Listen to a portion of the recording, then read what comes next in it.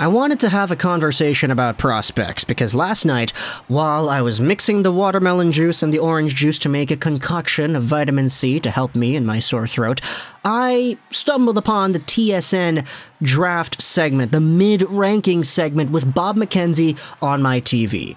And on the segment, they spent a good chunk of time talking about Connor Bedard and how that guy was going to become a pretty good player and how he elevated his status after the World Juniors. And I say after the World Juniors because, man, he has been good ever since returning to the WHL. But the conversation that took place a little bit afterwards is why I'm making this video here today. Because when it comes to Connor Bedard and all the greatness that he has, there was one name that was mostly seen as the character foil. Narratively speaking, when it came to the draft. Of course, that's kind of a hyperbolized and dramatic way to look at it, but when you talked about Connor Bedard and the comparisons made to Sidney Crosby, every Crosby needs his Ovechkin, and that is exactly what Connor Bedard had. For most of 2020, 2021, 2022, we had thought that when it came to this 2023 draft, it would be a 1- and 2-horse race between Connor Bedard and one Russian young superstar, Matvei Michkov. However, if you go over to Bob McKenzie's most recent list, you'll see that Michkov has dropped all the way to 4th overall. In fact, he's ranked 4th by most of these outlets. The Hockey News has him at 4, McKeen's at 4, the Consolidated Ranking is number 4, Elite Prospects has him at 4, Sportsnet at 4, and you have even Craig Button who has him at 5, Smart Scouting at 5 as well. Although there are some outlets that are a bit higher on him than others. Like Future Considerations, for example, they have him at number 2. You have Recruit and Dauber, each listing Michkov at number 3. But what exactly happened to this guy? Because for most of the 2020s, we had seen Michkov as the Ovechkin to Bedard's Crosby.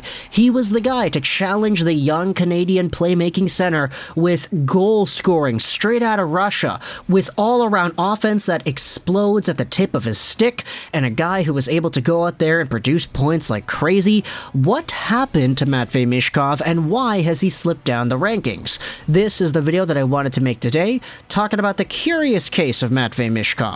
Now, before we get into what was talked about on the Bob McKenzie mid-season rankings show, let's just go over the profile here first. Michkov is 18 years old. December 2004 is the birth date. He's 5'10", 148 as a left-handed right-wing player. And Michkov this season in the KHL has a total of 16 games played split between 2 teams, and he's got 6 points in the process. Let's just focus on his Sochi production because that's really what's relevant here. Michkov had a pretty weird transition into this year. He was a stud playing for Team Russia at different international tournaments, and he was really good in the MHL. 22 goals and 22 games played. Like, that is phenomenal. There's a reason why the Olympics labeled this guy as the next coming of Alexander Ovechkin. And during differing tournaments like the U18s in 2021, for example, where you saw Michkov and Bedard go head-to-head in the points race, this is where things got really crazy when it came to the comparisons. Oh, it's Bedard versus Michkov. Right is in there for 2022, but 2023, oh boy, watch out. You got these two studs at the top of the draft. However, this season, playing for SKA St. Petersburg, and we had talked about this in the Why I Want video as well, but I kind of wanted to revisit this because the story is so interesting. Playing for SKA, he really didn't get any opportunities. He saw like 5 minutes of time on ice per game. It was really bad. And so SKA sent him down to the VHL, which is the second-tier pro men's league in Russia, pretty much the Russian version of the AHL. And surprise, surprise, Matvei Michkov had 10 goals and 4 assists in 12 games played, almost a goal-a-game player over there. You then had HK Sochi coming out here. SKA St. Petersburg loaned Michkov out to Sochi, and the thing that you gotta realize about this team that Michkov is playing on is that they're really bad. Like, they won their first game in 20-something games earlier last week, and they celebrated their first win in 20 games with a cake. Like, bro, that's kind of the thing that Michkov has to deal with here. And, I mean, look, he's got 4 goals and 2 assists in the 13 games that he has, which is good. But at the same time, when it comes to opportunity versus what the scouts are able to see out of Michkov, there really isn't too much to show for when it comes to HK Sochi. They're literally last in the entire league. They've played 53 games and they have 4 wins. This is sort of what Bob McKenzie was talking about, how Matvei Michkov has fallen down the rankings not necessarily because he's bad, but because scouts are just seeing more out of guys like Leo Carlsson and Adam Fantilli. The fact that Russia wasn't allowed to participate at the World Juniors this year really hindered a lot of what we were able to see out of Michkov as well, because all you can really go off of for this year was his very limited SKA St. Petersburg stint where he wasn't playing much, his VHL stint where he was really good, but the VHL isn't really too accessible for scouts, and then HK Sochi where he's playing on literally the worst team in the league by far. There isn't too much to see out of there for Matvei Michkov, and as a result, his draft stock is suffering.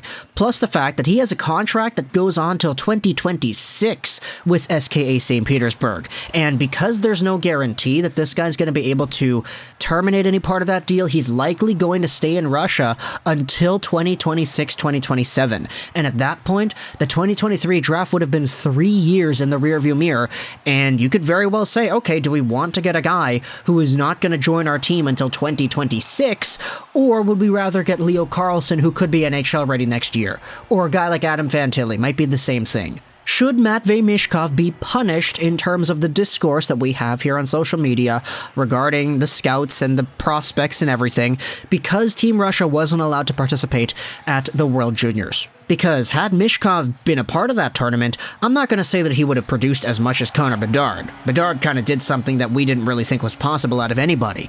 But he definitely would have had an impact, so much more so that the conversations around Michkov today would more likely revolve around his shooting ability, his playmaking, his offensive prowess, instead of talking about him slipping down the board. We would have seen him on North American soil. He would have had an opportunity to showcase to all the scouts that would have been watching all of the games that his talent is still there. And even though he's not playing all too much as a member of SKA and he's playing on an even worse team in HK Sochi, there still is a projectable prospect profile to go about there. And for me personally, I definitely do still see it. I do want to believe in the potential that Michkov has because there hasn't been a Russian goal scorer prospect who has been this potent literally since Ovechkin. Like, you look at all the international tournaments and what this guy was able to do, and it's all there. Even if you go to Ovechkin and you look at his player profile, look at what Ovechkin did in the Russian league before it was called the KHL, before he made the NHL. Sure, he was drafted in 2004, didn't play in the 4-5 season because there was a lockout, but in 03-04, playing for Dynamo Moscow, the guy had 24 points in 53 games, played 13 goals, 11 assists. That is really similar to the stat line that Matvei Michkov has for himself right here, roughly under half a point a game. Ovechkin, for how good he was in the NHL in his first season, as we know, 50 goals, 100 points, the Calder and everything, he wasn't a point-producing machine in Russia. And it's oddly similar seeing how Michkov's production aligns. But, of course, there are added elements that make this a little bit different from Ovechkin. Of course, Russia wasn't going through a war when Ovechkin was drafted, which makes things a lot easier for his case. But talk to the comments either way all your thoughts about this Matvei Michkov conversation. The fact that he's slipping down the draft boards because of things out of his control, because he has gone through a very difficult development path so far in 2022-2023. I feel like if you just kept him in the VHL and allowed him to produce at a goal a game, that in and of itself is a very good statistical profile that would have been very beneficial to him boosting up the rankings. But of course, if he's able to take that level of production into the KHL with HK Sochi, even if the team is as bad as they are, I still think there's a lot to gain there. But, of course, it depends on how Michkov is able to play and his overall translation of talent from goal scoring in different leagues. But either way, let me know your thoughts in the comment section below. What do you think about this Michkov situation? Do you think he's going to go somewhere in the top 5? Do you think he slips outside to, let's say, 7th or 8th overall? And if you're drafting in the 2023 draft, what is the highest that you would unequivocally take Michkov? For me personally, I still have him as my number 2. I want to keep him there because I think he has a higher ceiling than Fantilli and Carlsson, but you can let me know your thoughts in the comment section below. I hope you enjoyed this British 99, and Bye.